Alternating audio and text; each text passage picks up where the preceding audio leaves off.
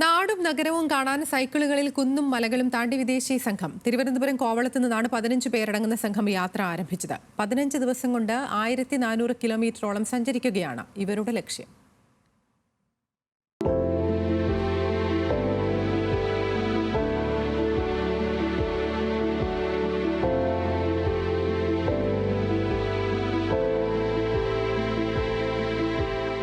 US, Netherland, New Zealand, UK എന്നിവിടങ്ങളിൽ നിന്നുള്ളവരാണിവർ. 5 വനിതകളും സംഘത്തിലുണ്ട്. ഹിമാചൽ പ്രദേശിലെ magic mountain എന്ന സ്ഥാപനമാണ് സൈക്കിൾ സവാരിയുടെ സംഘാടകർ. സംഘത്തിൽ 2 മലയാളികളുമുണ്ട്. തൊടുപുഴ സ്വദേശിയായ ഫൈസലും ആലപ്പുഴ സ്വദേശി ജമാലും. ഫൈസൽ ടൂർ ലീഡറും ജമാൽ സംഘത്തിനൊപ്പമുള്ള വാഹനത്തിന്റെ ഡ്രൈവറുമാണ്. ആദ്യ യാത്ര കോവളം ഉദയസമുദ്ര ഹോട്ടലിൽ നിന്നാരംഭിച്ച് തുറമുഖവും ഹാർബറും ചുറ്റിക്കറങ്ങി ചൊവ്വര വരെ പോയ ശേഷം തിരികെ കോവളത്ത് സമാപിച്ചു. ഗ്രാമഭംഗി സൈക്കിൾ യാത്രയിലൂടെ ആസ്വദിച്ചതിന്റെ നിറവിലാണ് സംഘം.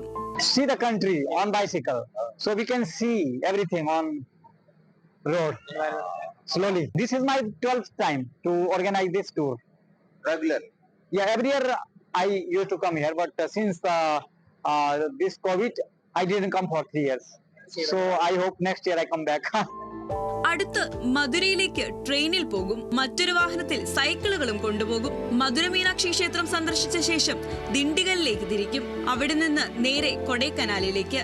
അങ്ങനെ പലയിടങ്ങളിൽ നാടും നഗരവും ചുറ്റിക്കറങ്ങി ഡിസംബർ 7 ഫോർട്ട് കൊച്ചിയിൽ യാത്ര അവസാനിക്കും.